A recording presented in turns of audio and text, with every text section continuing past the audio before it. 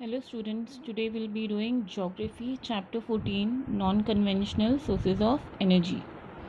In the earlier chapter we had done conventional sources.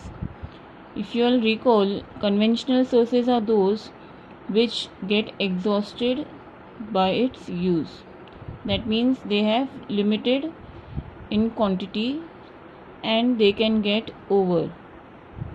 Now when we talk about non-conventional energy, it means they cannot be exhausted.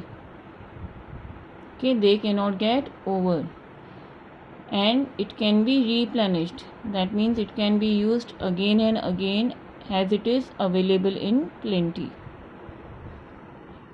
Now non-conventional sources are an alternate to conventional sources. The energy we used in conventional sources like petroleum, coal, diesel, we have seen all these energy sources. So all these energy sources, of course, they will get exhausted. So now these non-conventional sources are an alternative to this. अगर ये ख़त्म हुए तो of course we need something else to rely on. So we will use these resources as an alternative. Now there are many sources of energy in non-conventional. First and the major is the solar energy, the energy which we get from the sun, the wind energy, the blowing wind, the tidal energy of the water, geothermal energy, that is of the earth, nuclear energy and biogas. We'll talk about all these energies in detail. We'll talk about the first non-conventional source of energy, that is solar energy. Now sun is the ultimate source of solar energy. Then solar energy is available to us since long.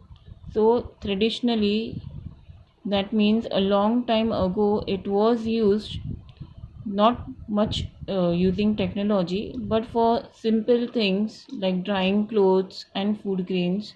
Even now people use it.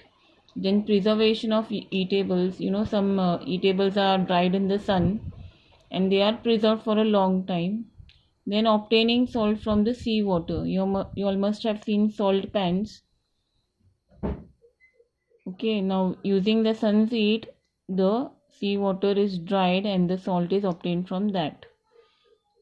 So now India is very lucky that it receives a lot of solar energy.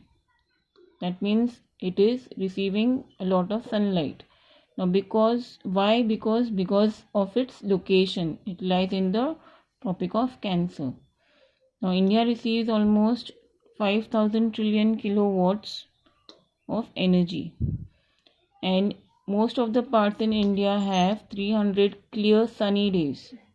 Sunny days will imply that it receives sunlight all 300 days of the year.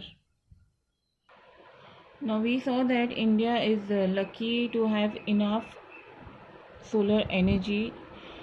So now we are receiving sun rays, we are receiving sunlight. Now how do we harness this sunlight or the energy which is coming to us?